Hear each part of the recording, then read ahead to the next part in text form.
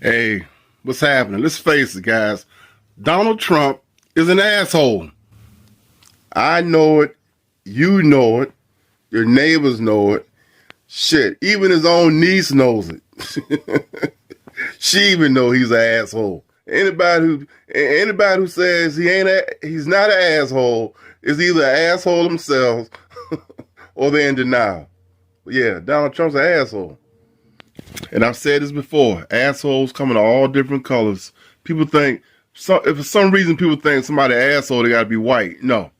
You got black assholes, you got Chinese assholes, you got African assholes. Assholes come in all races. You probably got some Indian assholes, but you got Mexican assholes trying to cross the border illegally. But Donald Trump's an asshole.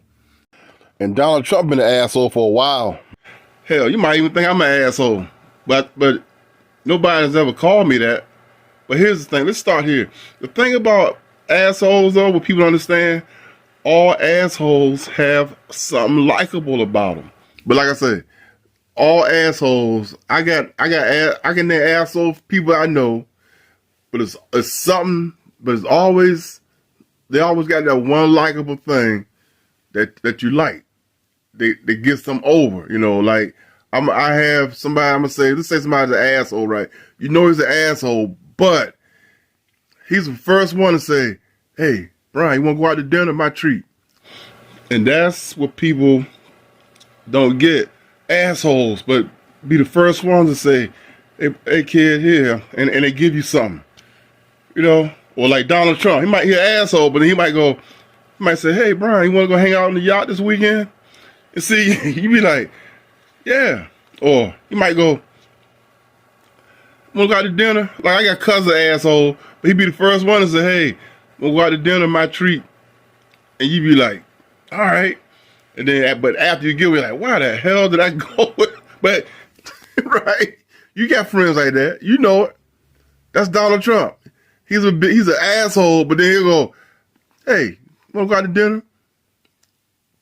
Dinner's on me. Like right now, you might say Donald Trump's an asshole. He's a racist. But then all of a sudden you go, wait a minute. Well, he can't be too much of a racist. He just pardoned Larry Hoover and rapper NBA Youngboy. And now he's talking about pardon P. Diddy if P. Diddy get found guilty. And P. Diddy's black. Him and Donald Trump used to hang out. So anyway, that's the point I'm making. All assholes has a likable quality about them. Another asshole feature Donald Trump has is that Donald Trump will say what you're thinking, right? But you don't want to say. Donald Trump will come out. Donald Trump will say it. And see, that's what the Republicans and conservatives like. He'll say what you don't want to say.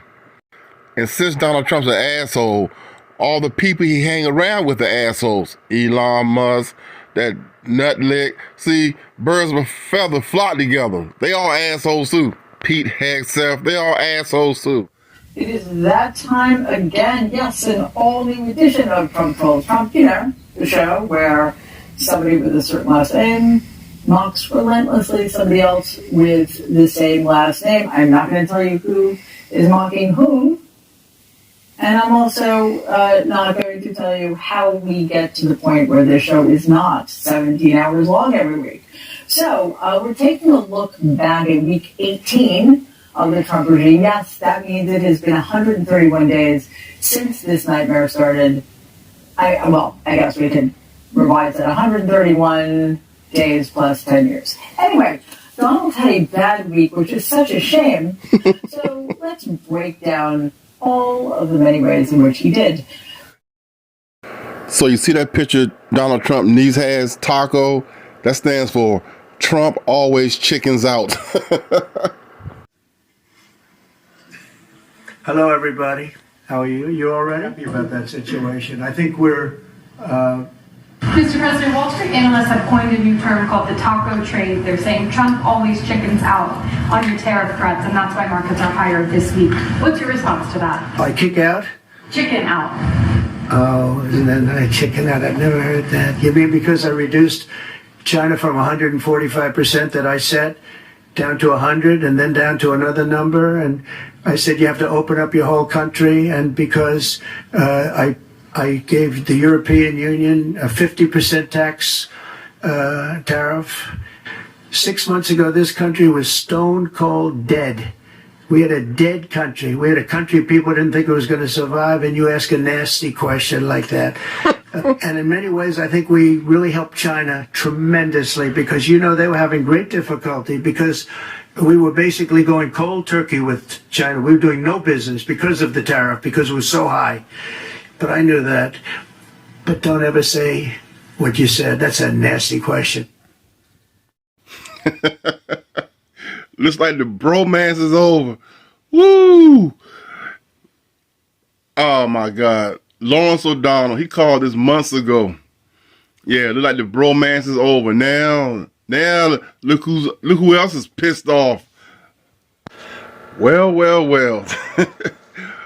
Right while I was making this video, guess who else thinks Donald Trump's an asshole now?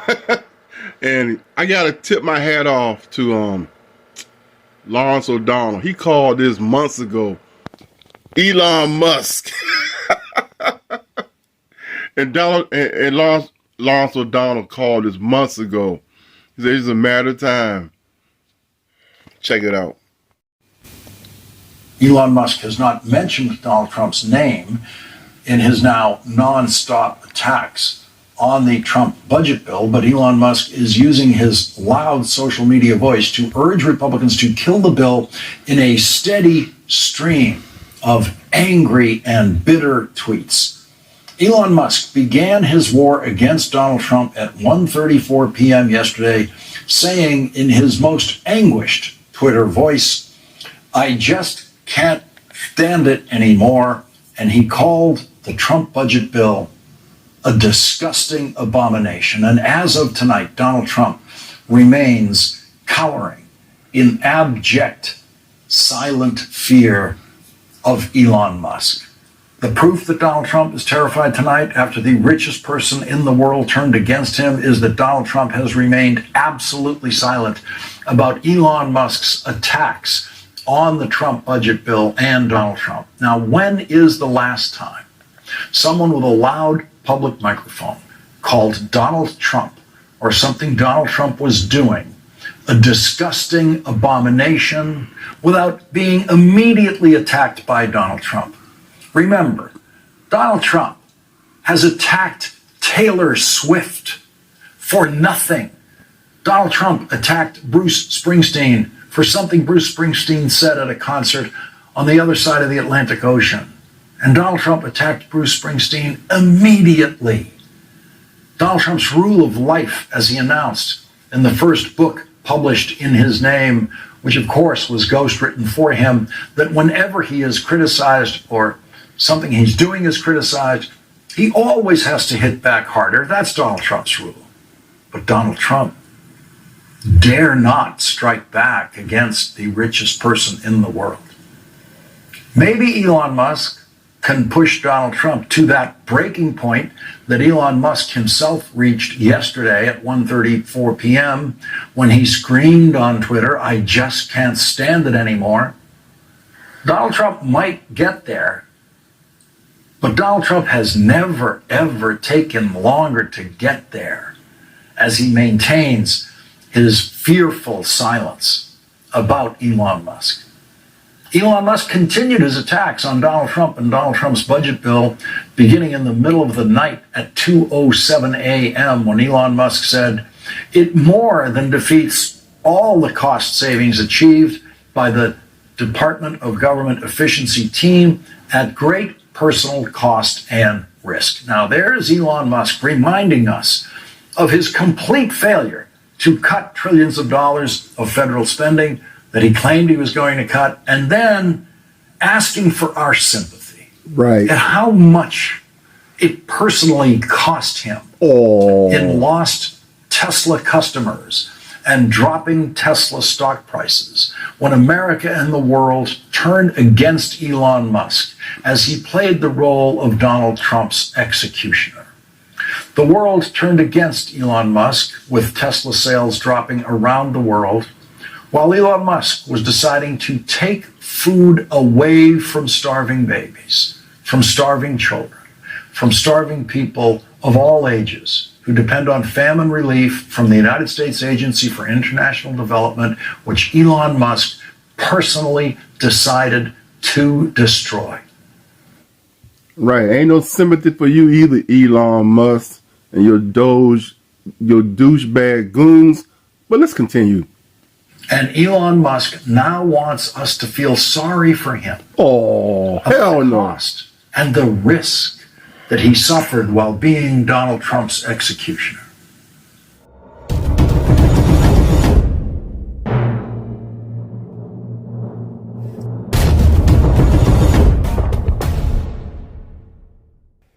Okay, it's time to talk about Donald Trump and his tariffs. No other president in history has ever done what this asshole's about to do here. Let's check this out. Now, you want to talk about being an asshole. What about this tariff stuff? Donald Trump got the whole world pissed off at him right now. Canada, the whole world's pissed off. China, because of this stupid tariff stuff. Let's check this out. On CNBC yesterday, the normally mild-mannered, very pro-business Steve Leisman used a word I've never heard him use before in his analysis of the economy or the stock market or anything else. It was the word insane, and he applied it to Donald Trump. I'm going to say this at risk of my job, Kelly, but what President Trump is doing is insane.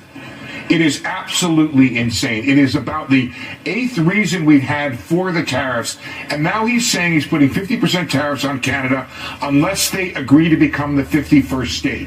That is insane. There is just no other way of describing it.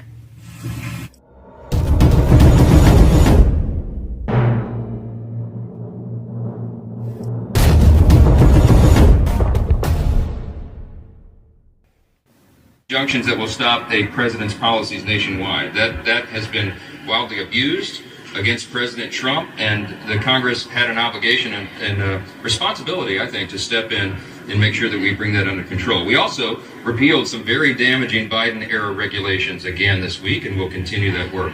But the big news today, of course, is that we passed the budget resolution. We adopted the Senate's amendments to the resolution, holding in place all of the commitments and the instructions, the guidelines that the House originally enacted.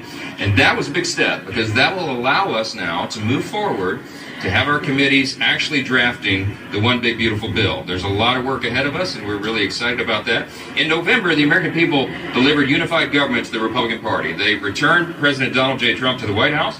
They gave us control of the House and the Senate, and we are going to make good by that. We have a big responsibility. In the budget reconciliation bill, the reason we call it the one big beautiful bill, everybody in this crowd of journalists knows that all the components that will be in that. We're talking about ensuring that the border is secure, having the resources that are necessary to do that. We're talking about getting the American economy going again by reducing regulations. We're talking about restoring peace through strength and making sure we have the measures in place to... A few moments later. And also make sure that we ensure and protect those essential programs. The Democrats, as I noted this morning, have said that we're going to gut Medicaid. It is not true. We're going to protect the benefits that everyone is legally entitled to. The beneficiaries who have a legal right to that, it will be preserved. Those are essential safety net programs that Republicans support. The president has made clear Social Security, Medicare, Medicaid will not take a hit. So you can count on that, and you can watch it develop as we go. Our other priorities as well. Tonight, breaking news as we come on the air. The market's closing down late today as President Trump escalates the trade war with China, slapping new tariffs on China tonight. Elon Musk calling President Trump's top trade advisor dumber than a sack of bricks. And the Republican senator asking tonight on these tariffs, whose throat do I get to choke if this is wrong?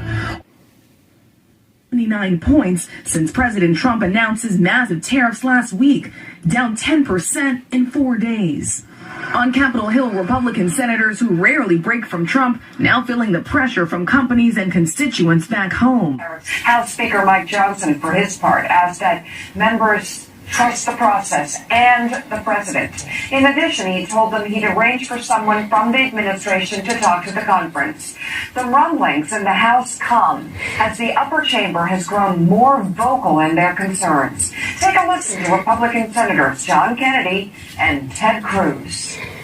I think by introducing the tariffs to the extent that he has, this is President Trump's economy now. I don't think it would. It's unbelievable for anyone to say that President Biden or any former administration caused what's happened.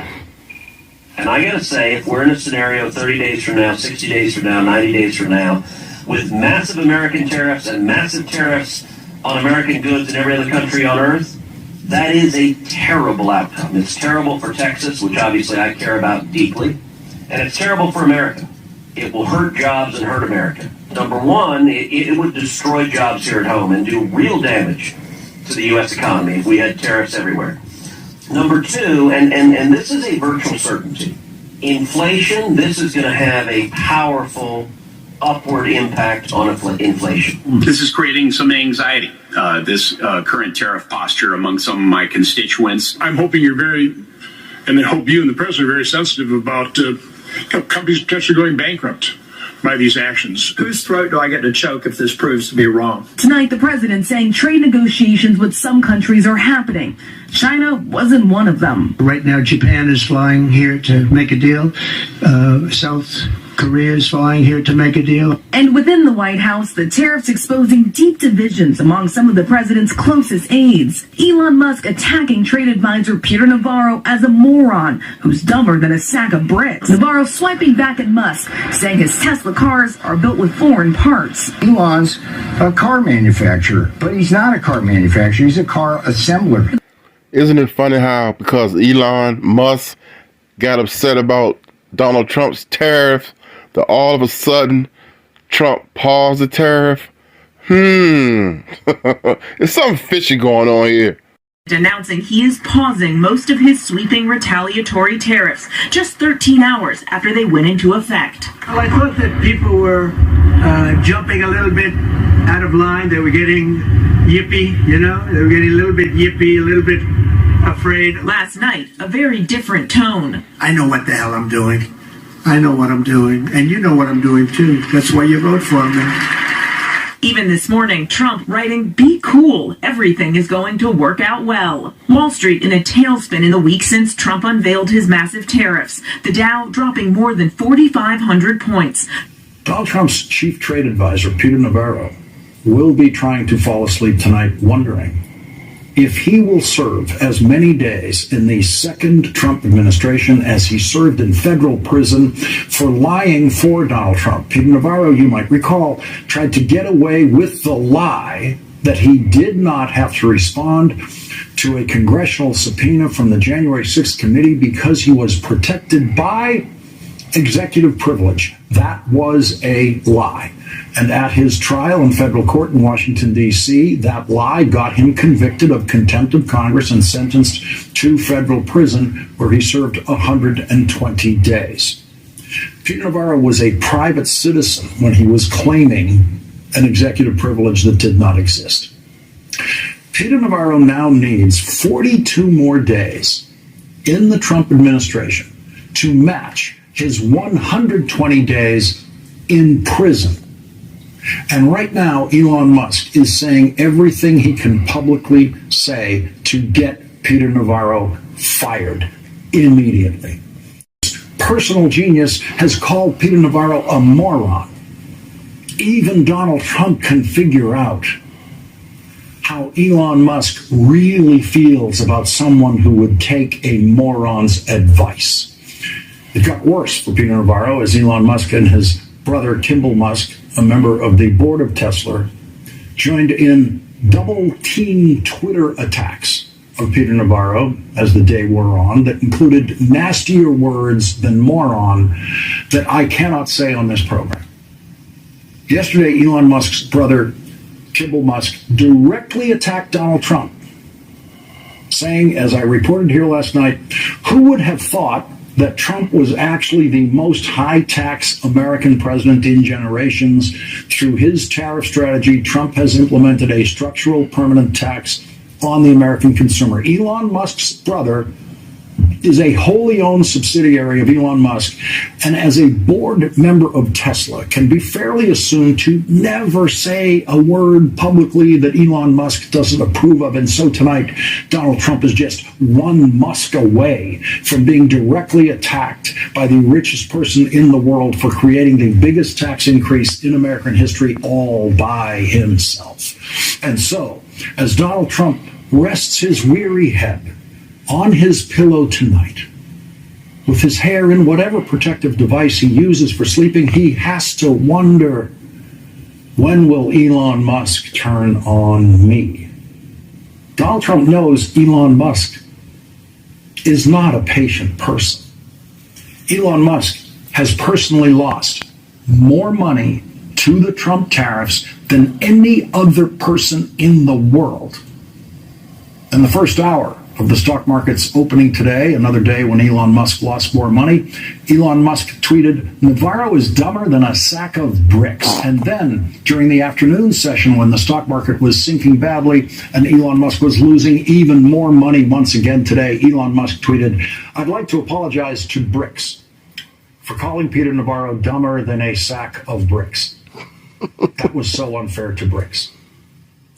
To which Kimball Musk immediately jumped in with, "A moment of silence, please, for all the bricks that have been unfairly maligned when being compared to Navarro." So, if Peter Navarro is dumber than a sack of bricks, that makes Donald Trump dumber than a sack of what exactly, according to Elon Musk? We might be days or weeks away from finding out how Elon Musk will publicly complete the sentence, "Donald Trump is dumber than a sack of blank." And so Donald Trump is desperately worried tonight. He is desperately worried about the crashing stock market, which has lost $6 trillion in value, thanks entirely and exclusively to Donald Trump, following the advice of a person called a moron by a person Donald Trump describes as a genius. And now Donald Trump is worried that the person he thinks is a genius is going to be calling him a moron any day now. And Donald Trump is worried that he will then lose access to the unlimited amount of political money the richest person in the world has been willing to give Donald Trump and willing to use in Republican politics to threaten Republicans to stay in line with Donald Trump. Elon Musk's money is the single most important new element in Donald Trump's ability to continue to hold on to Republicans' public loyalty. But that Republican loyalty is beginning to crumble thanks to Donald Trump following the advice of Peter Navarro. We all know just how cowardly every single Republican member of Congress is when it comes to anything involving Donald Trump. And so it is a hugely significant crack in the wall of Trump Republican loyalty tonight that the most senior Republican member of the Senate, Chuck Grassley, who has never been in favor of presidentially imposed tariffs before Donald Trump was elected, has introduced a bill with a total of 7 Republican co-sponsors to limit the president's ability to raise tariffs without Congress's approval. So that's 7 Republicans willing to go public against Donald Trump on tariffs, and 4 more Republicans emerged today in the Senate Finance Committee, which has jurisdiction over tariffs, taking shots at Donald Trump's tariffs. I'm assuming this all got gamed out because it's a novel approach. It needed to be thought out. Whose throat do I get to choke if this proves to be wrong? When the day comes, Donald Trump will personally invite Senator Thom Tillis to choke Peter Navarro. The way this story is going to end is Donald Trump is going to back down on these tariffs. It could take several months for Donald Trump to back down. It could take weeks. It could take days. We don't know. But a year from now, These crazy Trump tariffs will be history, and Republicans will be running away from them as they run for re-election to the United States Senate and to the House of Representatives. And Donald Trump is going to fire Peter Navarro because Wall Street will demand it. The problem now for Donald Trump is, when does he back down from these tariffs? Elon Musk revealed just how dramatically and completely he disagrees with Donald Trump in private, where he apparently claims to urge Donald Trump to drop all tariffs between Europe and North America. I hope it is agreed that both Europe and the United States should move, ideally, in my view, Euro tariff situation, effectively creating a free trade zone between Europe and North America. That would be that's what I hope occurs. And also more freedom of people to move between Europe and North America, if they wish. If they wish to work in Europe or wish to work in America, they should be allowed to do so, in my view. So that has certainly been my advice to the president. That has certainly been my advice to the president. All right, then. In other words, Elon Musk's advice to the president is, your tariffs are completely wrong.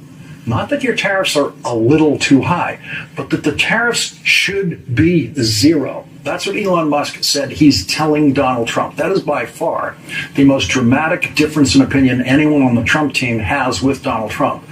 Elon Musk wants zero tariffs. Guys, I can't keep up with this stuff, man. Donald Trump and Elon Musk are throwing blows like two heavyweight asshole billionaires in the boxing ring. Check it out. Welcome to Meet the Press Now. I'm Kristen Welker in New York, and we begin with the fire hose of news coming out of the White House right now. Tensions between President Trump and Elon Musk have now exploded and are playing out in a very public way. It comes after the president today held a wide-ranging Oval Office appearance alongside the German chancellor, where he addressed a number of issues, including his sweeping new travel ban, his new investigation into former President Biden and his aides, and his recent calls with the leaders of China and Russia. But it's President Trump commenting for the very first time about Elon Musk's efforts to tank his mega bill in Congress that is driving the news right now, with President Trump suggesting Mr. Musk, who just left his administration less than a week ago, has now become hostile. Elon's upset because we took the EV mandate, and which was a lot of money for electric vehicles, and they're having a hard time, the electric vehicles, and they want us to pay billions of dollars in subsidy. And Elon knew this from the beginning. He knew it for a long time ago. Look, Elon and I had a great relationship. I don't know him well anymore. He believed my administration, and they love us. And then at some point they miss it so badly, and some of them embrace it and some of them actually become hostile. I don't know what it is. It's sort of Trump derangement syndrome, I guess they call it. As President Trump was speaking in the Oval Office, Elon Musk was responding in real time, posting on X, quote, whatever, as the president spoke about Musk's criticisms and questioned his motives. Musk also pushed back on the president's claims that he knew what was in the bill and even floated the idea of creating a new political party. Musk has been repeatedly posting on social media about the president all afternoon. President Trump then escalated things even further, writing on his social media platform, the easiest way to save money in our budget, billions and billions of dollars, is to terminate Elon's governmental subsidies and contracts. NBC News Chief Justice and National Affairs correspondent Kelly O'Donnell is at the White House, and NBC News senior national political reporter Sahil Kapoor is on Capitol Hill. Kelly O, let me start with you and that feud between Elon Musk and President Trump. It is escalating. It's really been extraordinary to watch. We've seen Tesla's stocks drop throughout the afternoon. Talk about the stakes of what we're witnessing. This is like a Cat 5 hurricane in terms of a personal relationship and a professional one that is imploding before our eyes. And is it salvageable? We'll have to see. But certainly Elon Musk, when he left his government service, became more vocal about his concerns about the bill that is the president's signature policy achievements, his desire to extend tax cuts and to have border enforcement funding and a lot of other things. It's massive in scope, and it does extend the deficit, something that Musk feels very strongly about. But what has happened personally today, in just the time where the president was visiting with the Chancellor of Germany, was asked about what comments Musk had made, and it has devolved in a series of back and forth comments on the sites that they each own, X for Musk, Truth Social for the president, and it's gotten very personal. And it's gone to the jugular in terms of business, where President Trump is threatening to pull funding, and Musk's businesses all have very intertwined government contracts. That's the backbone of his business. There's a lot of national security and classified information in what he does with the space program and so forth. So that is a threat that could really level the Trump empire. And then at the same time, Musk has gone for the personal and has raised the issue of the Jeffrey Epstein files and Donald Trump being a part of that. So it's almost hard to imagine it getting uglier or more existential. And yet here are these two people that each have a unique base of power that is considerable. They have a lot of influence, and the question will be, will either of them blink or look to try to repair things?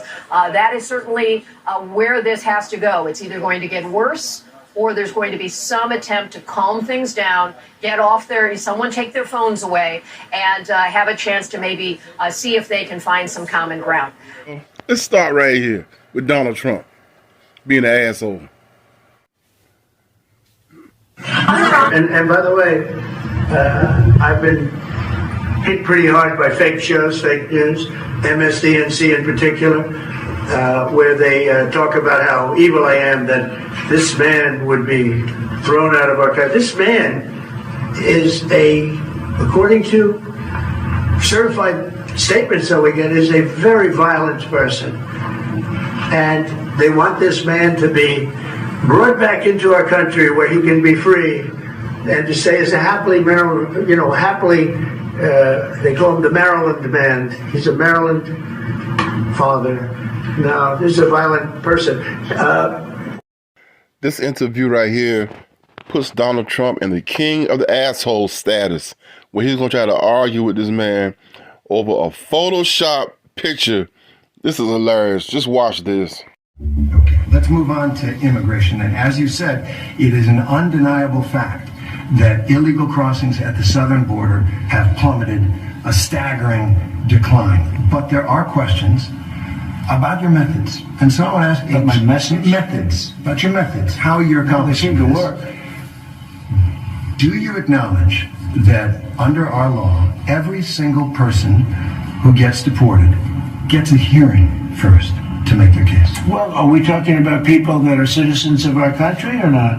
No, you're not deporting citizens at this point. Well, let me ask you, did they get hearings when Biden allowed 21 million, because I think the number is 20 million people to flow into our country? You had 21 million people that came into our country through a stupid open border, and they were prisoners, and they were people that you don't want in many cases in our country, right? They came from all over the world. They came from the Congo. They came from South. They came from all over the world. We're talking about some of the roughest countries in the world they had here, including terrorists, by the way. Now, but did we give them a hearing when they came in? Well, the law requires that every single person who is going to be deported gets a hearing first. Well, do you acknowledge that? I'll have to ask the lawyers about that. All I can say is this: if you're going to have 21 million people, and if we have to get a lot of them out because they're criminals, we're going to have to act fast. We can't. Do you think we can give 21 million trials? Let's say each trial takes 2 weeks. Is that what you want us to do? The law is the law, sir. The law is the law, and you're the law doesn't say anything about trials. No, not trials. Hearings. These people came in. They're not citizens. They came in.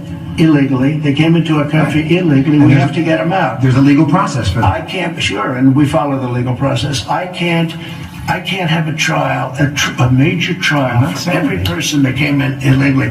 We have thousands of murderers that came in. They're going to murder people. They already have murdered people in our country. Right, so we have to get them out. And we have to get them out fast. Really bad guys. But in our country, even bad guys get due process, right? If people come into our country illegally, there's a different standard. These are illegal. They came in illegally. But they get due process. See, I want to say this right. Now, most Americans that voted for Donald Trump voted for him over the immigration, illegal aliens come across the border. See, that's what I'm talking about. That's the one, like I said, all assholes have something you like about them. That's what got him voted to be president. He's an asshole, but everybody did. A lot of people like that. A lot of Americans agree with Donald Trump on the border stuff and immigration, illegal immigration. A lot of Americans agree with Donald Trump on that. It's everything else he's doing that we don't agree with. In what has become an almost regular weekend event, massive protests once again popped up in major cities across the country today. People rallying against President Trump and his agenda. It comes after the Supreme Court stepped in early this morning to halt a new round of deportations. Vaughn Hilliard has more. Tonight, protests across the country, from Denver to Midtown Manhattan to right outside the White House, people voicing anger at the Trump administration, including over its recent immigration actions. Everyone should have due process. No one should be just taken away and locked up. This as the Supreme Court today telling the Trump administration to halt its deportation flights of some detained Venezuelans in Texas, individuals it is claimed are gang members and should be deported under the Alien Enemies Act. Today, Judy Maldonado Rawl driving 6 hours from El Paso to the Bluebonnet detention facility. Her husband, Eduardo Daboin Rawl, a Venezuelan national, among them. Why did ICE say that your husband was detained? Because of his tattoos. In this video she shared, her husband making a plea hours before his then imminent deportation and denying he is a member of the Tren de Aragua gang, saying we are simply being unjustly judged because of our tattoos. Daboin Rawl's wife says he came to the country legally in 2023 through a parole program, which the Trump administration has since tried to eliminate. But a federal judge earlier this week temporarily blocked that effort. Has he been charged? No, we don't have any charges. He's never been given anything. NBC News was not able to locate any state or federal criminal records for Daboin Rawl. On Friday night, he says he was among the Venezuelans heading to an airport at the exact same time a federal judge heard arguments from lawyers trying to stop the men's deportations. They were told, well, you were lucky you were sent back because you were going to El Salvador, not Venezuela. Then they turned back to the ICE facility. We begin with a federal judge blasting the Trump administration, threatening a contempt investigation over what he called a willful disregard of his order to halt deportations to a notorious prison in El Salvador. Judge James Boasberg is accusing the administration of a hurried removal operation. The planes landed in El Salvador, even though he ordered them to turn around. The judge is now preparing to launch an official contempt investigation, which could include requiring testimony under oath and appointing an independent lawyer to prosecute the government for contempt. Caught in the conflict, Kilmore Abrego Garcia, the Maryland husband and father the administration admits was wrongfully sent to El Salvador. A unanimous Supreme Court ordered the administration to facilitate his return. Today, the White House said he will never live in the United States again. In his ruling on contempt, Judge Boasberg wrote, the willful disobedience of judicial orders without consequences would make a mockery of the Constitution itself. Tonight, a dramatic escalation in the battle between the White House and the courts. A federal judge threatening a contempt investigation into the Trump administration for deporting more than 200 Venezuelan immigrants to a notorious prison in El Salvador, despite his order to turn the planes around and return to the United States. Judge James Boasberg declaring the administration displayed a willful disregard for his order, determining there was probable cause to find them in contempt. The judge now preparing to launch an official investigation, which could include officials testifying under oath. He even raises the remarkable prospect of appointing an independent lawyer to prosecute the government for contempt. President Trump has praised the deportations, claiming without evidence the men are violent gang members, inviting El Salvador's president to the White House. You've done a fantastic job. But the administration tonight facing mounting questions about the fate of this man, Kilmore Abrego Garcia, last seen head shaved in that Salvadoran prison. Abrego Garcia, an undocumented immigrant from El Salvador, was working and living in Maryland with his American wife and children when he was put on that plane because the government made an administrative error, a mistake they acknowledge. Tonight, the Trump administration resolute that Kilmar Abrego Garcia is not coming back to the United States despite a Supreme Court order to facilitate his return from a notorious El Salvador prison. The White House posting this taunt on social media, directed at Senator Chris Van Hollen, who met with Abrego Garcia Thursday night and posted this picture of the meeting. On Truth Social, President Trump said the senator, quote, looked like a fool, insisting Friday voters approve of his immigration actions, which are facing several challenges in court. We're getting him out, and that's why I was elected. A judge wasn't elected to do that. I was elected to do that, and we're doing it in record fashion. The White House claims Abrego Garcia was a member of the violent MS-13 gang, citing police reports. His family denies that. Abrego Garcia has no criminal convictions in the U.S. or El Salvador. His wife, overjoyed to see new images of him. The most important thing for me, my children,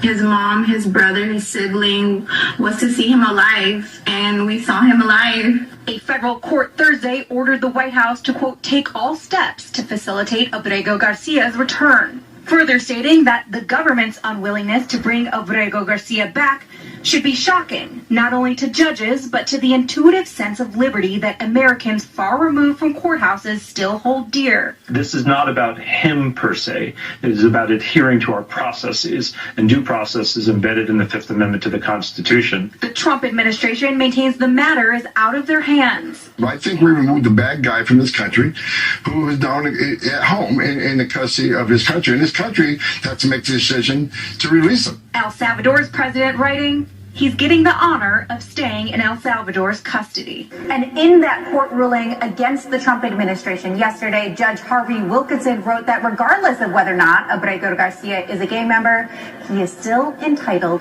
to due process. Right. Let's talk about the Venezuelans. He deported more than 200 Venezuelans to that prison in El Salvador. You say they're violent, they're gang members, they're terrorists. Many of them don't have a criminal record at all. Well, I'm not so sure about that if you take a look. I want to read you something. Excuse me, when you look at those people, they were violent people.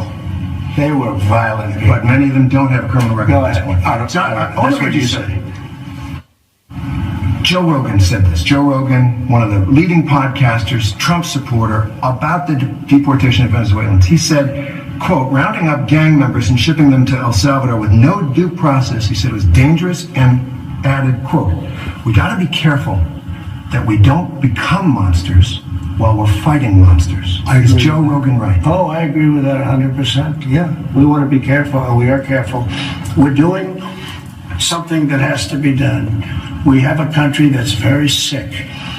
Joe Biden, and it's not him because I don't even think he knew what the hell was happening, but the people around him are vicious people.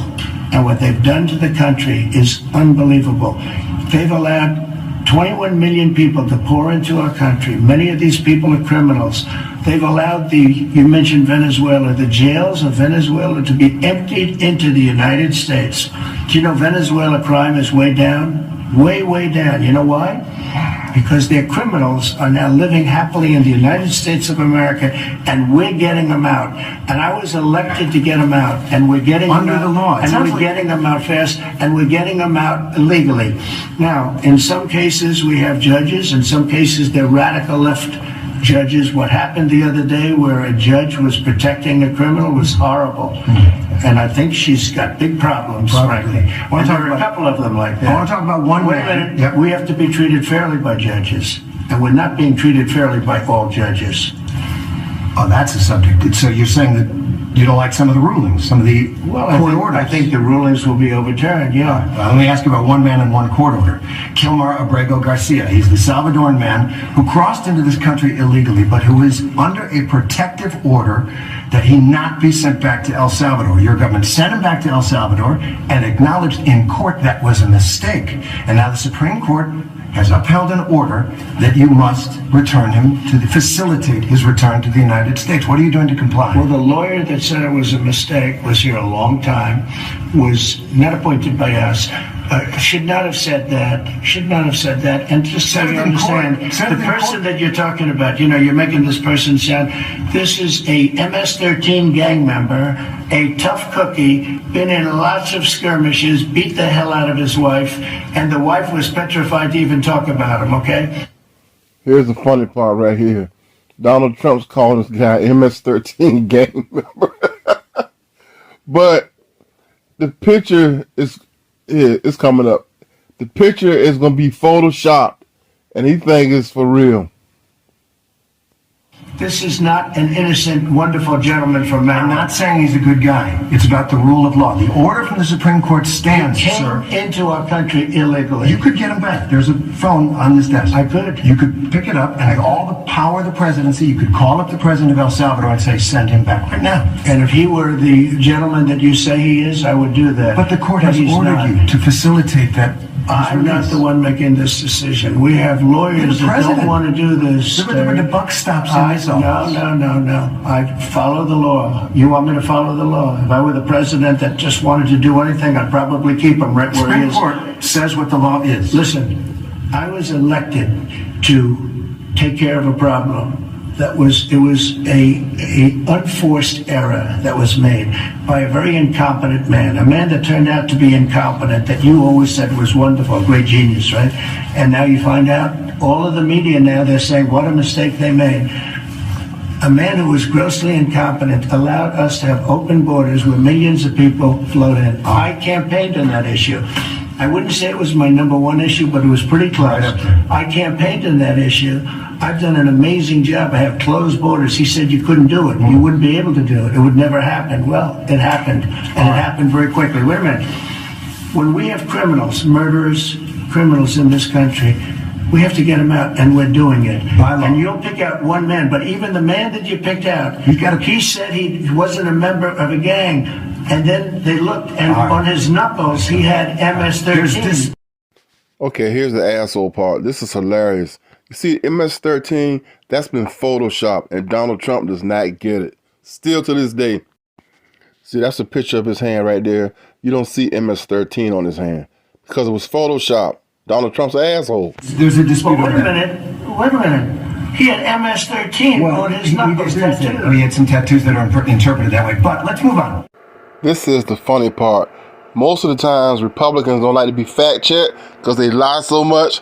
But the one time Donald Trump tried to keep it for real, the MS-13 has been photoshopped on this man's face. That's hilarious. And Donald Trump thinks it's for real. That MS-13 is photoshopped. Whoever put the MS-13 is trying to say that his tattoos represent MS-13, but it's been photoshopped, and Donald Trump's trying to argue the one time. Wait a minute. Terry. You did not have the letter MS-13. It says MS-13. That was photoshopped.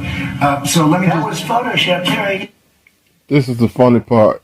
It was photoshopped, and Donald Trump thinking it's for real, thinking the guy got MS-13. But it's photoshopped, Donald Trump. You see, here's a picture of the guy's tattoos without the MS-13 being photoshopped on there. They photoshopped the MS-13 part. Hey, they're giving you the big break of a lifetime. You're doing the interview. I picked you because, frankly, I never heard of you, but that's okay. I picked you, Terry, but you're not being very nice. He had MS-13 tattooed. We'll agree to disagree. I'll move on to something else. Terry, Do you want me to show you the picture? I saw the picture. And you think it's Photoshop? Well, here we go. Here we go. Don't Photoshop it. Go look at his hand. He did have tattoos that can be interpreted that way. I'm not an expert on them. I want to turn to Ukraine. No, I want to get to Ukraine. No.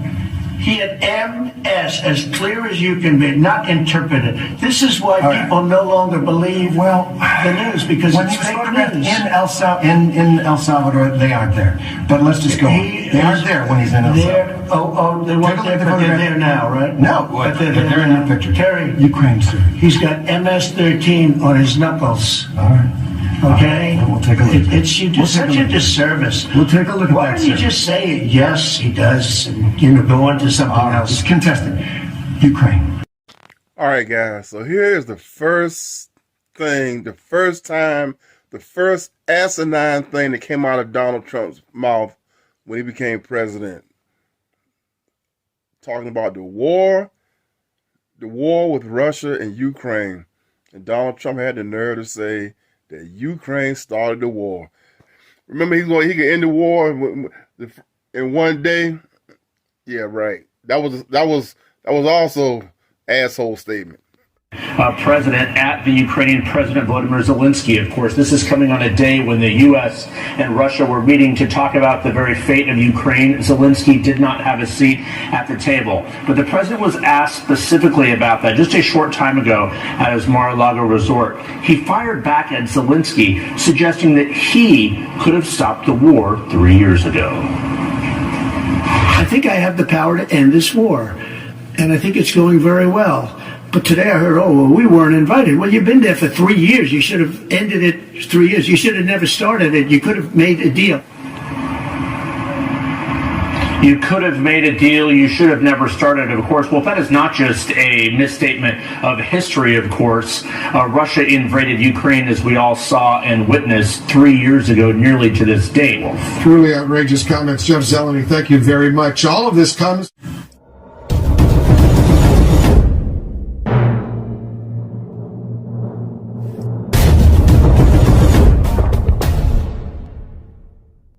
Okay, coming up, we got the tag team moments of Donald Trump, asshole number 1, and J.D. Vance, asshole number 2, treating President Zelensky like shit in the White House. Now, this is funny because you know how Donald Trump lied and said Ukraine invaded Russia. Well, listen to J.D. Vance. He's going to get it right. He's going to say Russia invaded Ukraine. That's why I played this like 6 times.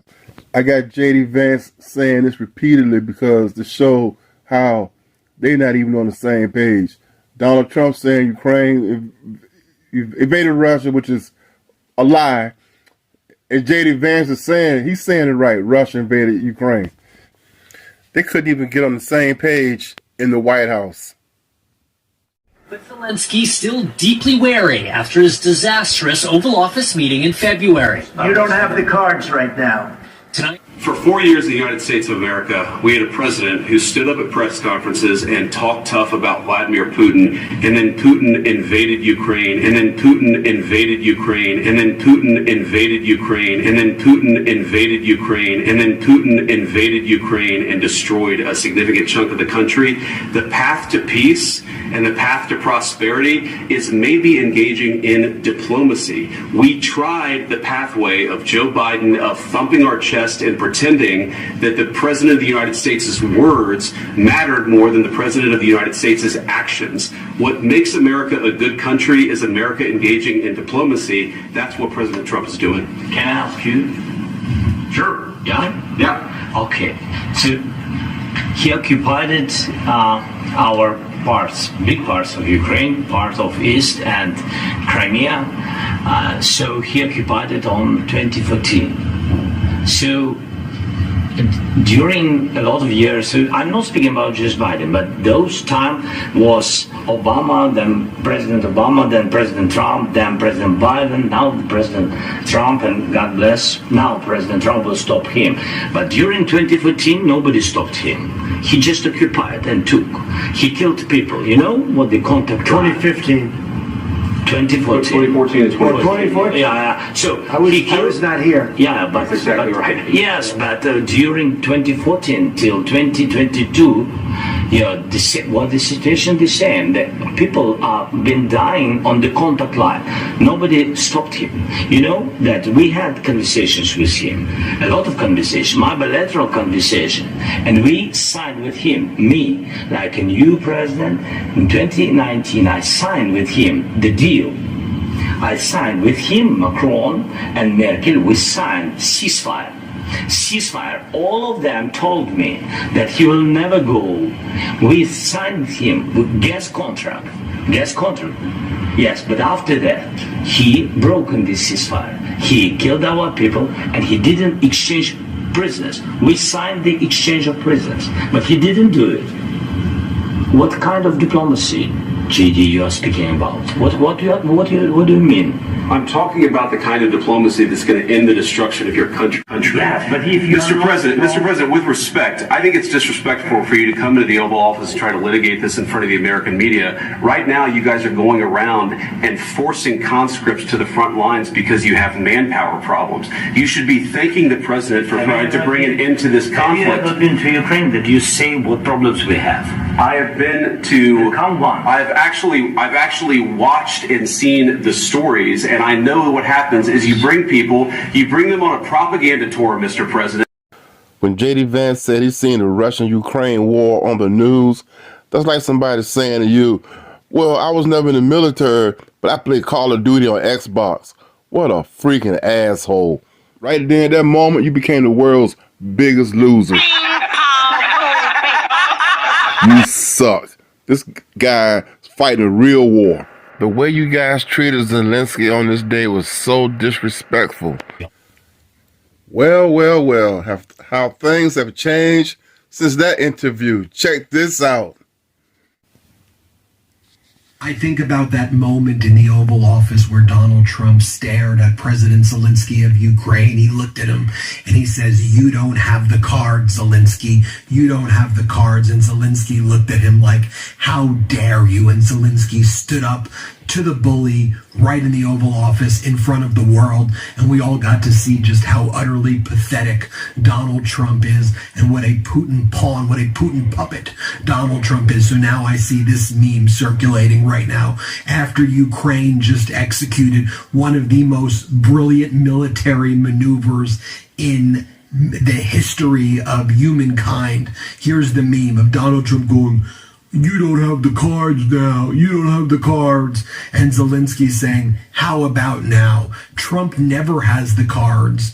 Zelensky has the cards. And what Trump is doing is giving other leaders throughout the world the cards as Donald Trump reveals his tell that he's a weak, pathetic taco. Trump always chickens out. Here's this image as well, posted by Anonymous. Zelensky didn't have any cards. Yeah, that aged well, Donald Trump. Now to the war in Ukraine and one of the boldest attacks by Kyiv since Russia's invasion. CBS's Lee Kennery is at our London bureau with those details. Good evening, Jareka. Ukraine's President Zelensky is calling this a brilliant operation and one for the history books. Ukraine targeted the enemy more than 2,500 miles from the front lines.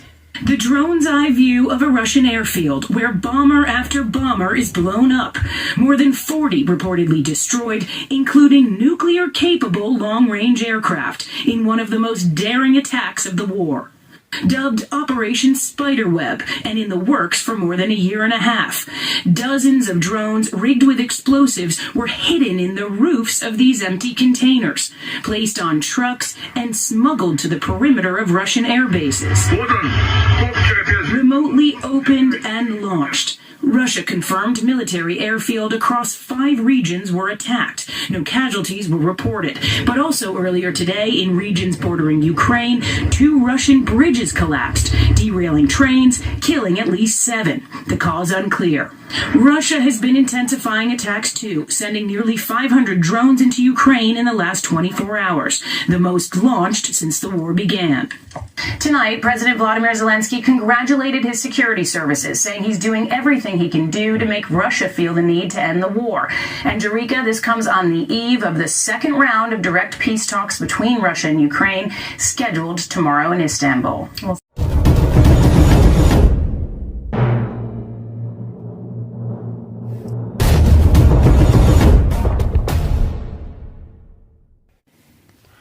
I think this is the reason why Donald Trump started messing with DEI.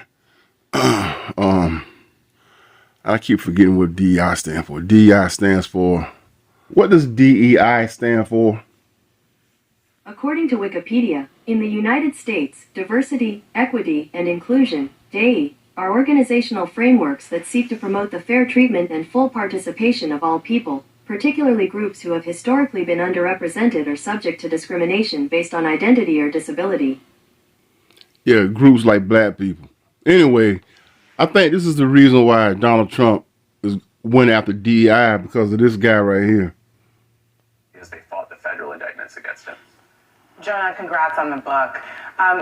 You know, despite all of the legal trouble that Donald Trump faced in recent years, he really only was we only saw accountability in some way in New York, his former home state. Can you talk to us a little bit about what that legacy means in the context of the district attorney who actually decided to bring that case? I mean, it's a very unusual situation. You have the first black Manhattan DA who really is camera shy, as you note. He's not someone who is known as an activist prosecutor, really doesn't even like the spotlight.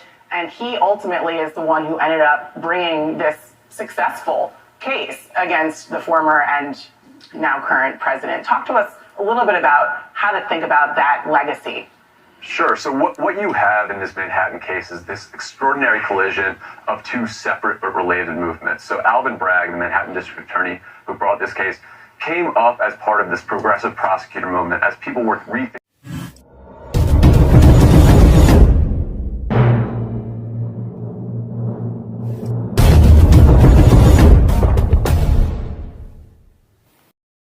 Remember during the campaign when Trump claimed that immigrants were taking black jobs? They're taking black jobs. Well, Trump just fired Air Force General C.Q. Brown, the highest-ranking black person in the military, and replaced him with a lower-ranking white guy. If you have Trump had previously called for Brown's dismissal because of his involvement in promoting diversity, equity, and inclusion, DEI, and questioned whether Brown had gotten the job solely because of his race. Trump said that he would nominate Dan Cain as Brown's successor. And all the other black people that Trump fired and hired, the white people didn't have half the credentials that the black people had. But let's continue.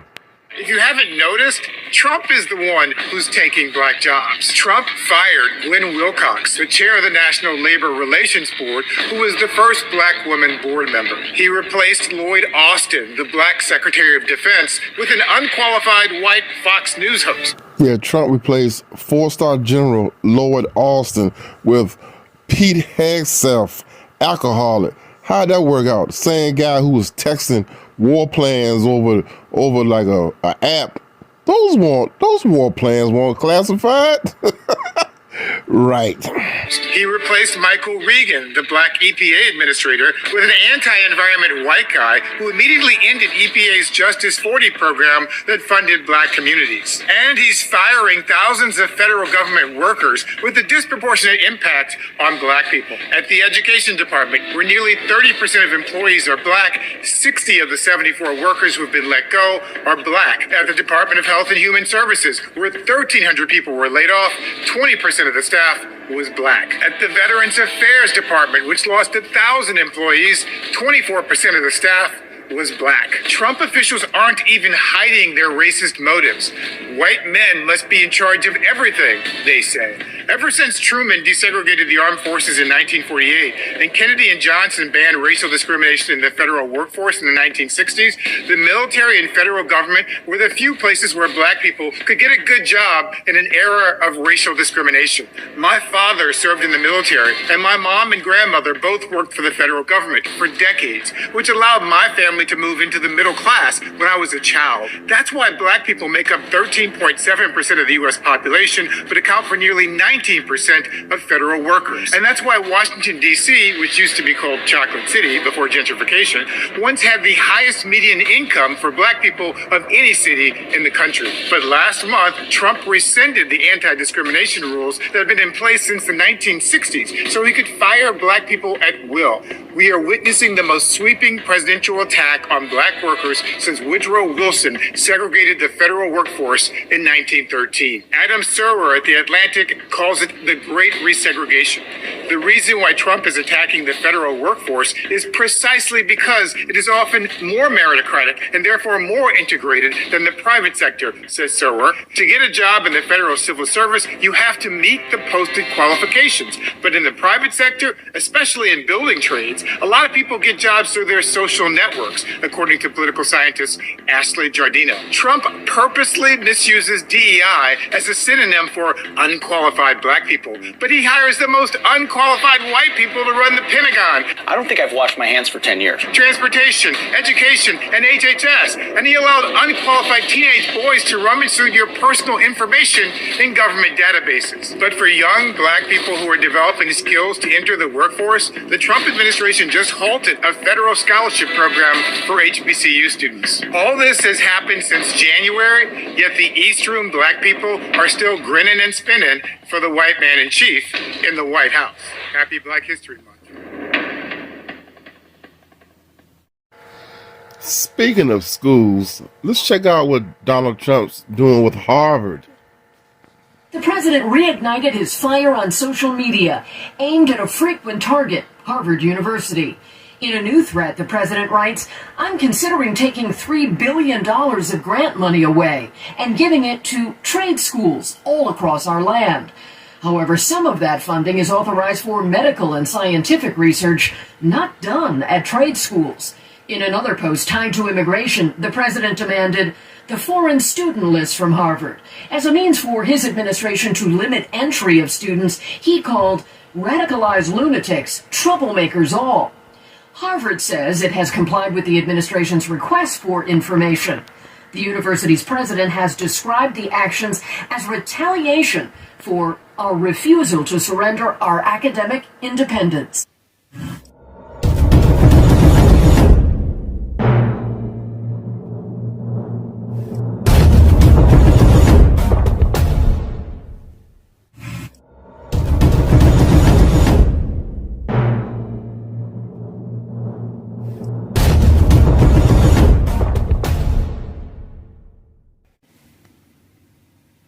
Okay, let's check out some more of Donald Trump's racist views.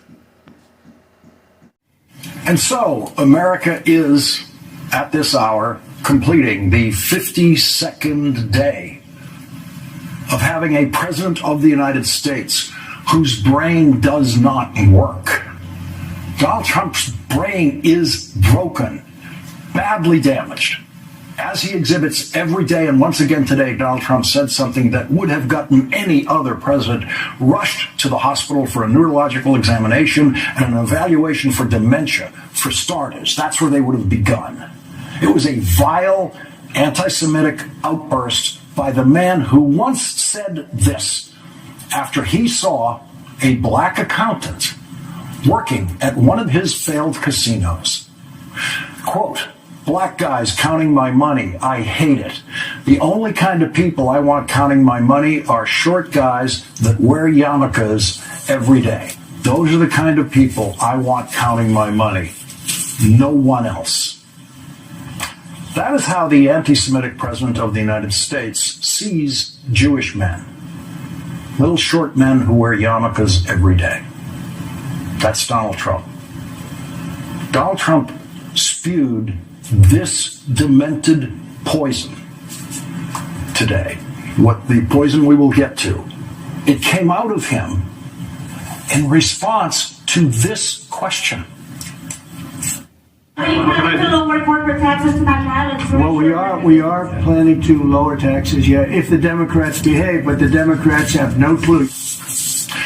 Are you planning to lower corporate taxes like Ireland? There's Donald Trump sitting in the Oval Office today with the head of the Irish government, asked a question about corporate taxes in Ireland and the United States, which then got him rambling on for a few completely irrelevant paragraphs that could never be called an answer. And then he ended his response to that question about corporate taxes with this hateful statement about Chuck Schumer. Schumer is a Palestinian as far as I'm concerned. You know, he's become a Palestinian. He used to be Jewish. He's not Jewish anymore. He's a Palestinian. Not a single Republican anywhere in America who claims to be a staunch supporter of Israel and the Jewish people rose up to object to Donald Trump declaring Chuck Schumer to not be Jewish anymore. So Donald Trump, who has no idea what it is to be Jewish or Palestinian, now decides who is Jewish in this country? Only in his own perverse, deeply perverse brain could he do that.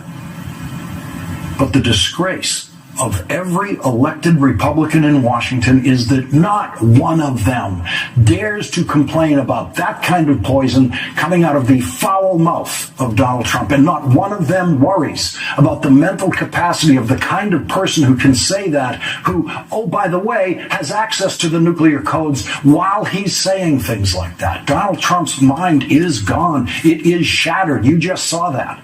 There is no recognizable neurological function going on there. Donald Trump, who once said, I have the best words, says things all the time, every day, that make absolutely no sense and frequently are filled with hatred.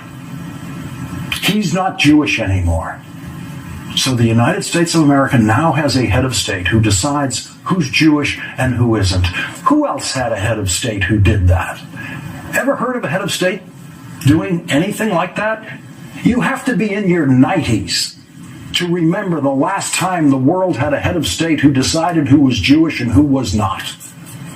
That was one of Adolf Hitler's first ideas about how to govern Germany. First of all, decide who's Jewish and who is not. The people who attacked the Capitol on January 6th and made their way to the Senate were heard saying, "Where's the big Jew?" They meant Chuck Schumer, who had just become the first Jewish majority leader of the United States Senate in history the day before the attack, and that was not lost on Trump supporters who attacked the Capitol wearing clothing celebrating the Holocaust. Robert Keith Packer was wearing his Camp Auschwitz hoodie. What would he have done if he had found Chuck Schumer? While Donald Trump's supporters were looking for Chuck Schumer, saying, "Where's the big Jew?" Donald Trump was silent for 187 minutes.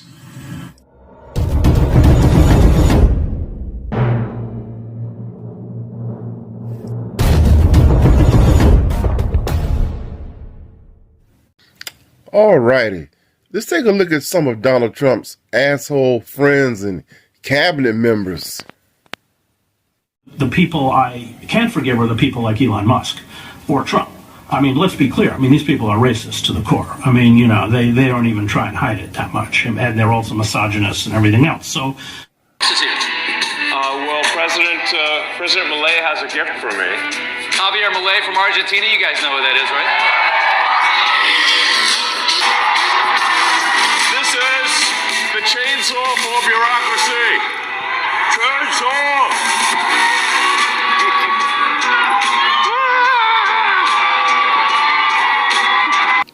Social Security is the biggest Ponzi scheme of all time. Right, explain that.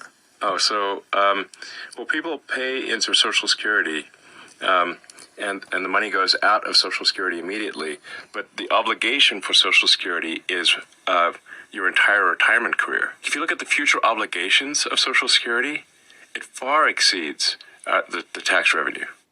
So again, I've been given political advice for very many years, and I'm not sure I was ever any good at this, but I would never advise anyone to say, quote, Social Security is the biggest Ponzi scheme of all time. It's life and death. It's medicine and food and heat for a lot of people. And it embodies, it encapsulates this callous indifference I was talking about it. A Ponzi scheme is a fraudulent investment scam where early investors are paid with funds from new investors, creating the illusion of a profitable venture that ultimately collapses when new investment dries up.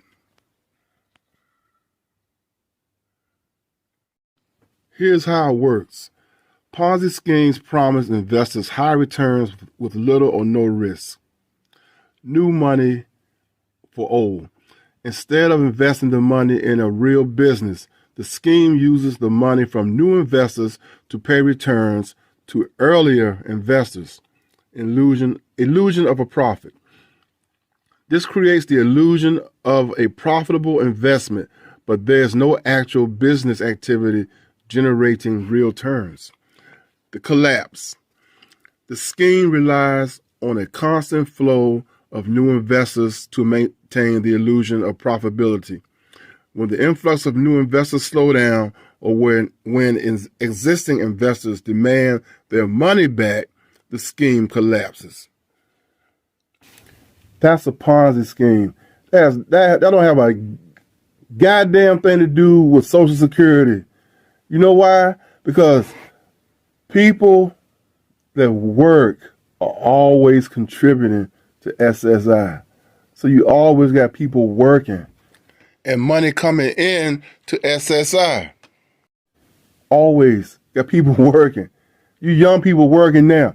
So it don't even make sense. It doesn't even make sense of what he's saying. Yeah, so right now it's like 360 million people in America, and you got 163 million people working in America right now, up from 161 million last year. So all that money is coming in, right? And unfortunately, a lot of them people are going to die before they even get a chance to collect Social Security. So the government gets to keep all that money. So where's the fraud and where is the freaking Ponzi scheme? You know who's running the Ponzi scheme? Donald Trump and Elon Musk. Yeah, they the ones making out. They haven't shown that one receipt. Not one. That Congress has invited them 4 or 5 times to show up, and they haven't showed up yet. A sad morning. Very sad morning. When this committee, the oldest and most continuous in the Congress, neglects its responsibility and essentially holds this hearing today to block any further discussion. The men and women on this committee are good people. They're honest and caring people. And that's why I do not understand why you would relegate this committee to no longer being of significance and resort to saying you will do whatever Elon Musk and Donald Trump tell you to do. Where's the independence of the committee? Where's the legislature? We're an equal branch of government. And you start off with a blather, and yet when they look at the empty seats here, where's Elon Musk? I'm sure he's a genius and is a very credible person because of the wealth he's accumulated. But that does not put him above the law or the responsibility to come before this committee in this Congress. If he's so great, if these plans and all the fraud and abuse that he found are so evident, why isn't he here explaining it? You know why. Because he's out to privatize Social Security. He's been on television the last couple of days talking exactly about Social Security, Medicare, and Medicaid, and what he intends to do. privatize it. The American people, some of them may have been born at night, but not last night. The world's richest man, fresh off selling Teslas on the South Lawn of the White House, is also trying to juggle a business empire, which is getting hammered on the stock market. Now he's setting his sights on what he has called a, quote, Ponzi scheme, Social Security. Elon Musk don't have a security clearance, he should have at least a top secret security clearance. He got all these DOGE boys, DOGE, I'm gonna start calling them douche boys, messing with computers and stuff. And they ain't nothing, they all illegal. They like hackers. You got hackers messing up the government computer systems and looking at everybody's personal data, looking at everybody's social security numbers and how much, all kind of stuff. They should be locked up right now.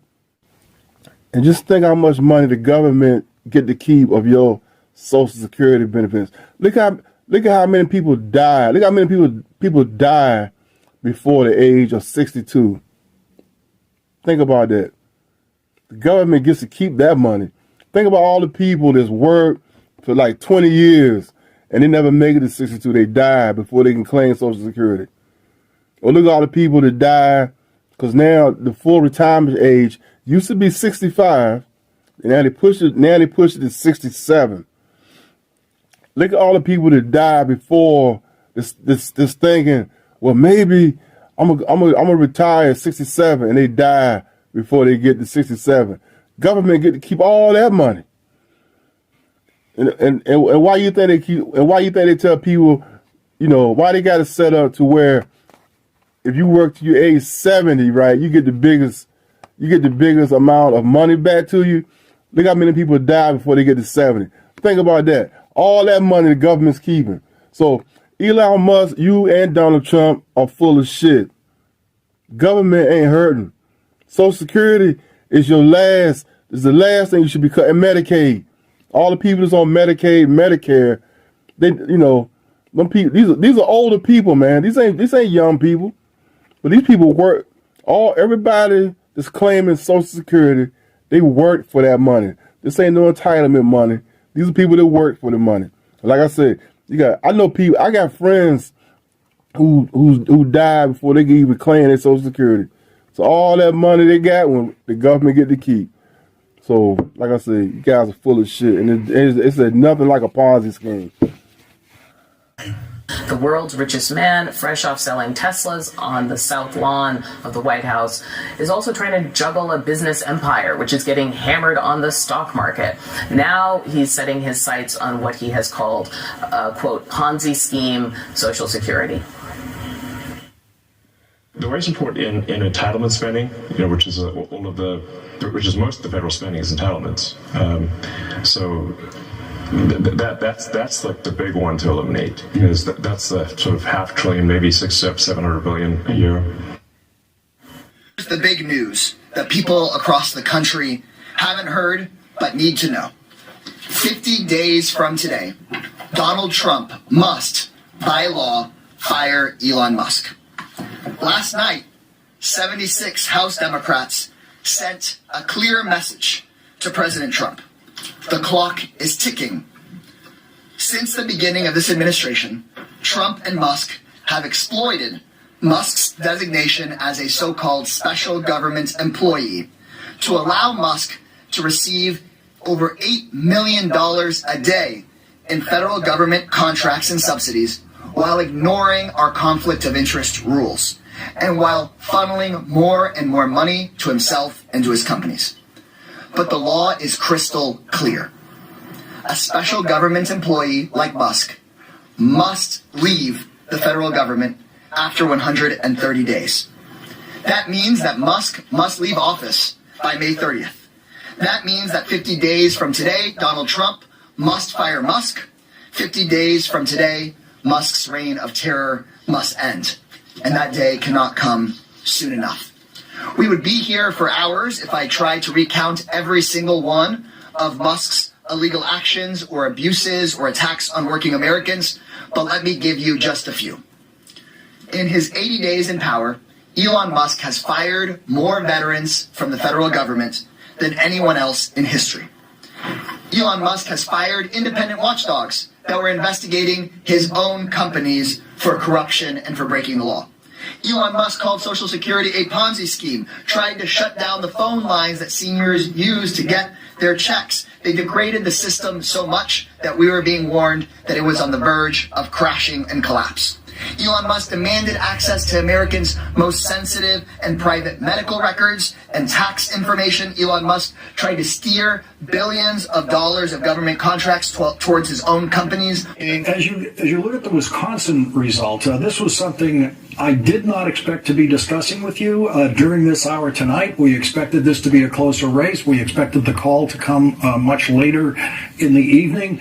We saw Elon Musk personally go out there. We saw him hand $1 million checks to voters, trying to literally buy the election right there in Wisconsin. What does it tell Republican members of the House of Representatives who are counting on Elon Musk to get them reelected?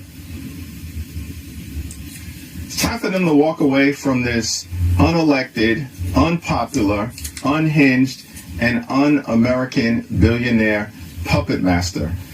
Elon Musk was just rejected decisively by the voters of Wisconsin. He tried to spend his unlimited resources to buy a state Supreme Court seat in Wisconsin, and it failed spectacularly. The voters rejected Donald Trump, they rejected Elon Musk, and they rejected the rapidly deteriorating Republican brand. Trump is the one who's taking black jobs. Trump fired Gwen Wilcox, the chair of the National Labor Relations Board, who was the first black woman board member. He replaced Lloyd Austin, the black Secretary of Defense, with an unqualified white Fox News host. Trump purposely misuses DEI as a synonym for unqualified black people, but he hires the most unqualified white people to run the Pentagon. My 2019 resolution is to say things on air that I say off air. I don't think I've washed my hands for 10 years. Really, I don't really wash my hands. Help me!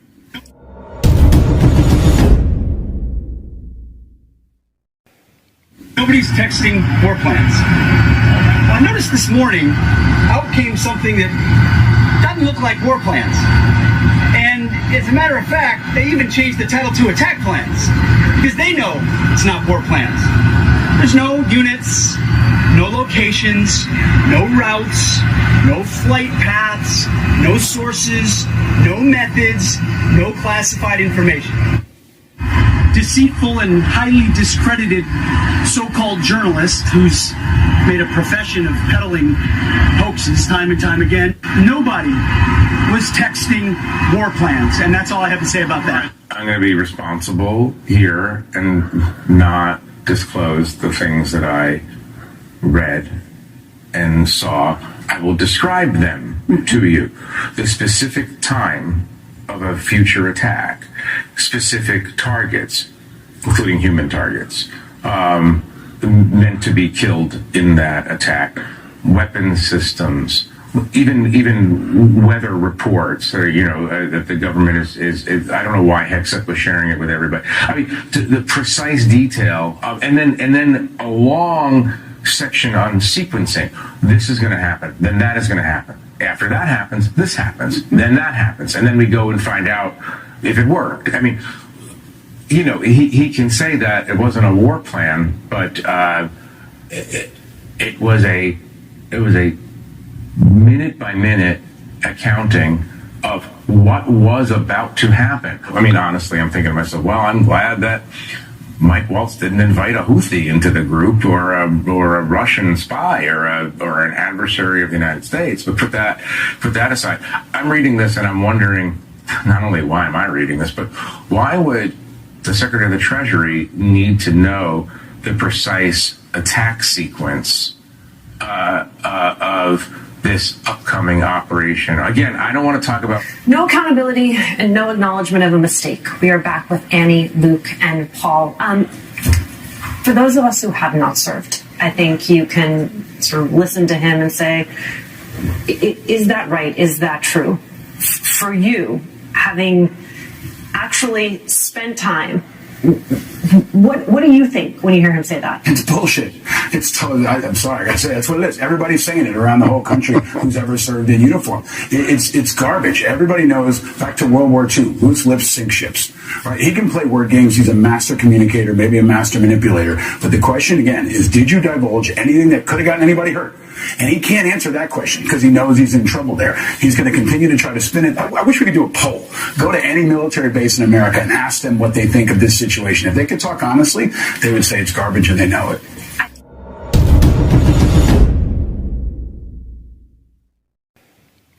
And here's where I'm concerned. Senator Coleman, in introducing you, and this is a quote, he said, he has struggled and overcome great personal challenges, unquote. You walk in here saying that you've had personal and character issues in your past, including heavy drinking, which you wrote about. And you said, and this is a quote from you, that you said, I sit before you as an open book. You haven't actually said what personal challenges it is that you've overcome when you've been asked about them. So I'm going to give you an opportunity here to be as forthright as you say you want to be. So while leading concerned veterans of America, there were very specific cases cited by individuals about your conduct. I'm going to go through a few of them, and I just want you to tell me if these are true or false. Very simple. On Memorial Day 2014, at a CVA event in Virginia, you needed to be carried out of the event for being intoxicated. Senator Anonymous smears. Just true or false? Very simple. Summer of 2014 in Cleveland, drunk in public with the CVA team. Anonymous smears. I'm just asking for true or false questions. True or false answers. An event in North Carolina, drunk in front of 3 young female staff members after you had instituted the no alcohol policy and then reversed it. True or false? Anonymous smears. December of 2014 at the CVA Christmas party at the Grand Hyatt at Washington, D.C., you were noticeably intoxicated and had to be carried up to your room. Is that true or false? Anonymous smears. Another time, a CVA staffer stated that you passed out in the back of a party bus. Is that true or false? Anonymous smears. In 2014, while in Louisiana on official business for CVA, did you take your staff, including young female staff members, to a strip club? Absolutely not. Anonymous smears. So, possible.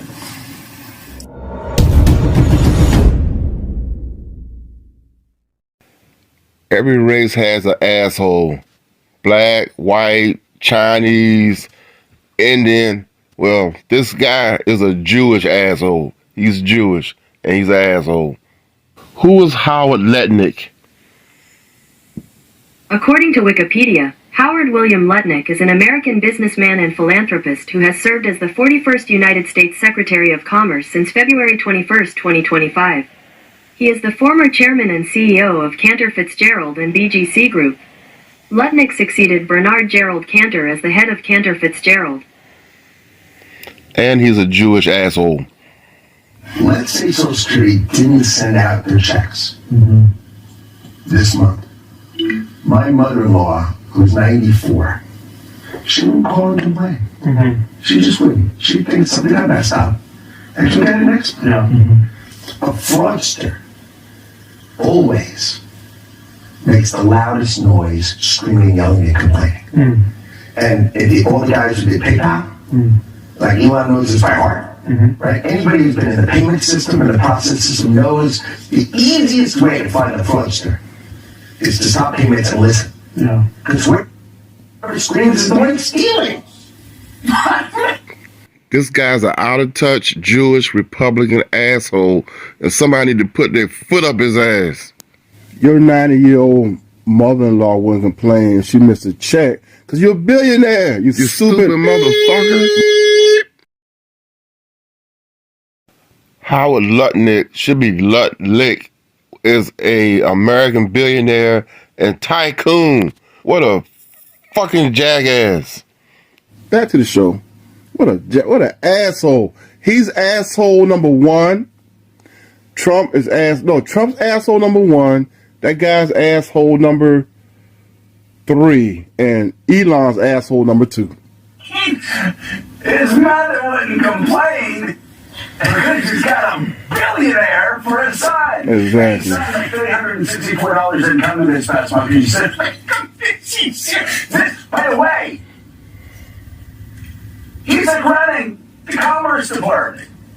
And you get the world's richest man on the planet that's going around, again, firing vets, slashing VA health care, and saying that Social Security is a Ponzi scheme. You know, I'm usually skeptical when people say that campaign ads write themselves. But my God, as I said before, if the Democrats can't do something with this, for real, they should get into the used car selling business. Yeah, they should disband. You can't make anything out of this. You should just... Go to France. Yeah. I honestly, when I saw it...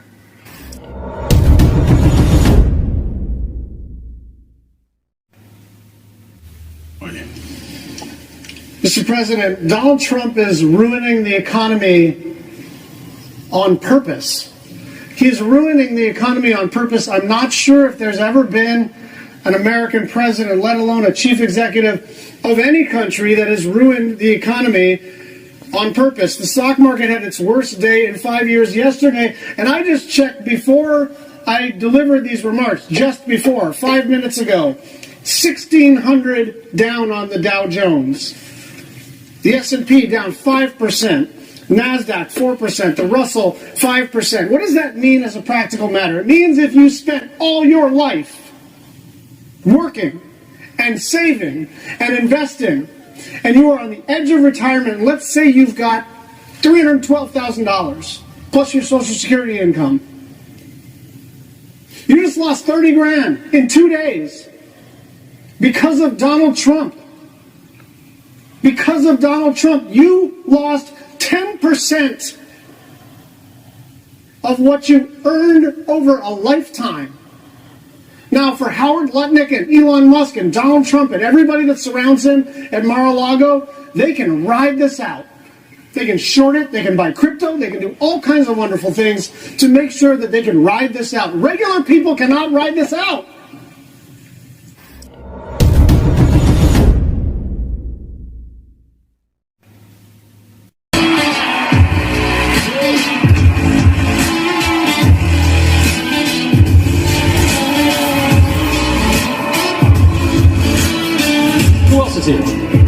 Well, President Milei has a gift for me. Javier Milei from Argentina. You guys know what that is, right?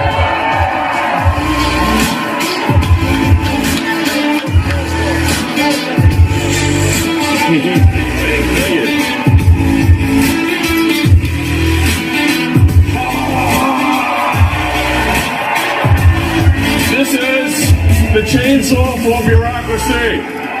Chainsaw!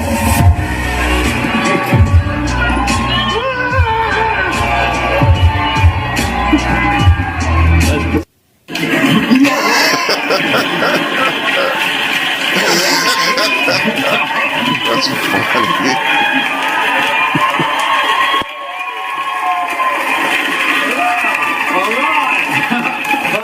Check it out, Doc Mega. Elon Musk does not appear to be a fan of Dana Carvey's impression of him, which was debuted on the most recent episode of Saturday Night Live. On November 9th, the SNL alum Federal workers received a second email demanding 5 things they accomplished in the last week or risk being fired. The emails have been created by the Elon Musk-led Department of Government Efficiency. These are the DOGE assholes that are illegally hacking up the government computers, also better known as the douche goons. And endorsed by President Donald Trump. There's a lot of genius in sending it. But many agencies have been giving their employees conflicting guidance on how to respond. Guidance that has still not been cleared up. While this weekend, Democrats warning that Musk may turn to cutting benefits for Americans after he criticized Social Security last week. Social Security is the biggest Ponzi scheme of all time. Right, explain that. Well, people pay into Social Security, and the money goes out of Social Security immediately. But the obligation for Social Security is your entire retirement career. If you look at the future obligations of Social Security, it far exceeds the tax revenue. Social Security is the biggest Ponzi scheme of all time. Senators quickly responding. No, I think what Musk, the wealthiest guy in the world, just said is totally outrageous. While the changes by Musk's team are still being felt, including at USAID, the agency that handles America's foreign aid, where an official, Nick Heinrich, wrote a memo saying the cuts will, quote, no doubt result in preventable death, destabilization, and threats to national security on a massive scale. He was later placed on administrative leave. Musk's next target, the Department of Defense. The initial review of the Pentagon's massive budget is expected today, as protests in response to the cuts across government continue. We are Rangers! Thousands gathering at national parks across the country to express their outrage. Don't mess with Americans and expect Americans not to do nothing. Tonight, authorities investigating what they're calling a targeted attack on a Tesla repair center in Las Vegas. This dramatic video showing multiple cars in flames. According to authorities, the suspected arson occurred early this morning. When police arrived, they found 5 vehicles set on fire or damaged, and the word resist spray painted on the front of the business. We believe the suspect approached the business wearing all black clothing, and he used what appeared to be Molotov cocktails and a firearm to conduct his attack. Just hours before in Kansas City, 2 Tesla Cybertrucks set ablaze at a dealership there. Tonight, the FBI stepping in to help local police investigate both incidents. To those who might think that something like this is justifiable or potentially even admirable, we want to let you know it's a federal crime. We will come after you. While authorities say the identities of the suspects and the motivation behind the attacks are still unknown, it comes amid at least 16 reports of vandalism to Tesla vehicles and dealerships across the country as people nationwide protest Tesla CEO Elon Musk and his prominent role in the Trump administration. We're out here because we're defending democracy. President Trump sending a warning to those who vandalize Tesla property. You do it to Tesla and you do it to any company, we're going to catch you and you're going to go through hell. Tesla stock seeing a sharp drop, down more than 40% this year. Tonight, Musk reposting the video from Las Vegas, calling the incident terrorism. Elon Musk is denouncing the war on Tesla. It's really come as quite a shock to me that there's this level of really hatred and violence. I think we just have a deranged there's some kind of mental illness thing going on here, because this doesn't make any sense. The random violence is nerve-wracking for Tesla drivers. You have Teslas lit ablaze, Molotov cocktails thrown at Tesla dealerships. Is it just me?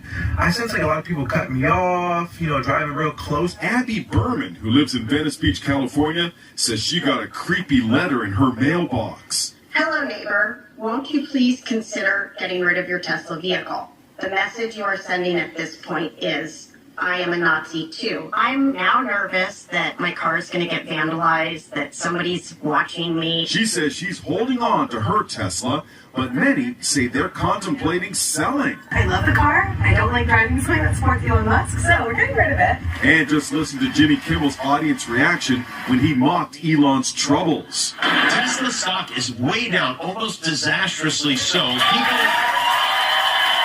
All the hatred is impacting sales, and now one major Tesla investor is calling on Musk to step down. The company's reputation is just being destroyed by Elon Musk, and sales are plummeting. I think Tesla needs a new CEO. Musk tells Fox News he believes it's all a conspiracy funded by his political enemies. I think there are larger forces at work as well. I mean, I don't know who's funding it and who's coordinating it, because this is crazy. I've never seen anything like this. And in red states nationwide, Republicans continue to face the heat from their constituents.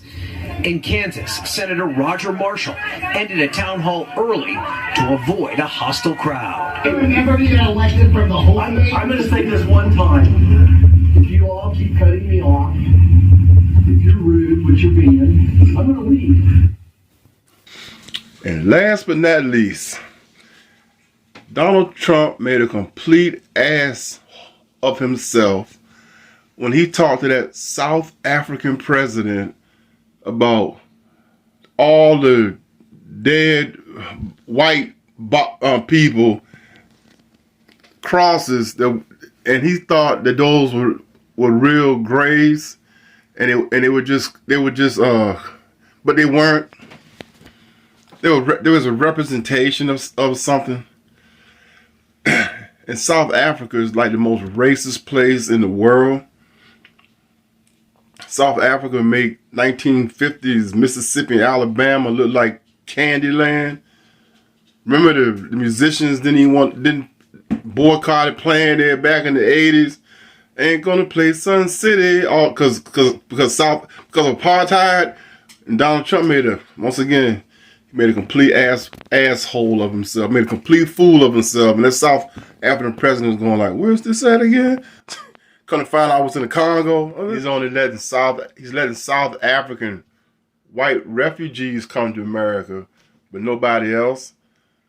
Of course, Elon Musk is from South Africa, and he's a Nazi.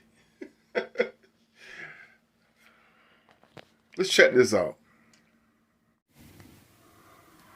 And that is the argument the South Africans were trying to make in the Oval Office. They have a crime problem, not a murder of farmers. In fact, farm murders, last year when we looked at it, 0.2% of the overall total pool, a small percentage. Yeah, we've been here before. Donald Trump and his press folks using material out of context, so we can now add South Africa to the list. Larry Maddow, thank you so much for your reporting. More on that contentious meeting between South African President Cyril Ramaphosa and President Trump from yesterday afternoon. You'll remember the White House played a video purporting to back up claims that Afrikaners in South Africa are victims of genocide. Mr. Trump showed a video of crosses lining the side of a road, claiming it was a burial site of murdered white farmers. It wasn't. Today, White House Press Secretary Caroline Leavitt was pressed about the video by NBC reporter Yamiche Alcindor. The president showed a video that he said showed more than 1,000 burial sites of white South Africans that he said were murdered. We know that was not true and that the video wasn't showing that. So I wonder, why did the president choose to show that? It's not true. The video was showing a burial site. It is unsubstantiated that that's the case. No, it is true that video showed the crosses that represent. Which is what the president claimed. The video showed images of crosses in South Africa about white farmers who have been killed and politically persecuted because of the color of their skin. And those crosses are representing their lives. Those crosses are representing their lives and the fact that they are now dead and their government did nothing about it. Are you disputing that there's no... The fact that the video showed what the president claimed it showed, because it did not show that. But even more, what I'm asking you is who at the White House... No, it did show that. It showed white crosses representing people who have perished because of racial persecution. Verify the videos that the president shows, and what protocols are in place when there's unsubstantiated information being put out for the world and world leaders to show? What's unsubstantiated about the video? The video shows crosses that represent the dead bodies of people who were racially persecuted by their government. In fact, the Associated Press, of all places, has a picture of that very monument, and the caption from the Associated Press is, "Each cross marks a white farmer who has been killed in a farm murder." So it is substantiated, not just by that video and the physical evidence that everybody saw on display in the Oval Office, but also by another outlet in this from the Associated Press. So you should take it up with them if you believe the claim is unsubstantiated. And that's a ridiculous line of questioning. Well, keep it honest, it's not what President Trump said yesterday. Let's listen to what he actually said. These are burial sites right here. Burial sites, over 1,000 of white farmers. And those cars are lined up to pay love on a Sunday morning. Each one of those white things you see is a cross. And there's approximately 1,000 of them. They're all white farmers, the family of white farmers. And those cars aren't driving, they're stopped there to pay respects to their family member who was killed. And it's a terrible sight. I've never seen anything like it. Those people were all killed. Have they told you where that is, Mr. President? No, I'd like to know where that is, because this I've never seen. Okay. I mean, it's in South Africa. Well, the South African president there at the end asking where the burial site is because he'd never seen it. It's because it does not exist. It's not a burial ground. It's video from 5 years ago of a vigil created after a white farming couple was robbed and murdered. That was a tragedy, as is any murder, and the people actually who killed them were convicted of it. It was not ignored. The killing shook the Afrikaner community, and a neighbor of the couple erected the crosses to honor them and other farmers who had been killed across South Africa. It's not a burial site, he told the BBC today, the person who made this memorial. It was a memorial. It was not a permanent memorial that was erected. It was a temporary memorial. Now, in addition to the claim of a burial ground, there was an article that President Trump held up as further proof of genocide of white farmers in South Africa. These are all white farmers that are being buried. Well, we tracked down the source of the image in that article, and it's actually not from South Africa. It is a screen grab of Reuters video from Goma in the Democratic Republic of Congo, and was from February when over 2,000 people were killed in clashes between the government and a rebel group. Now, the sick irony is that none of the black people fleeing violence or persecution in DRC Congo or anywhere else in Africa would be allowed into the United States right now as refugees. Only white Afrikaners, based on claims of the genocide, which is not actually occurring. I'm gonna end this video with this statement right here. So I got a friend, right, and she's cute, everything, and she'll go, "Who's been brainwashing you?" When I tell her that Donald Trump's an asshole, she goes, "Who's been brainwashing you?" I go, "Me." Who's been brainwashing you? And the other thing is, Elon Musk doing all this, and he ain't even American.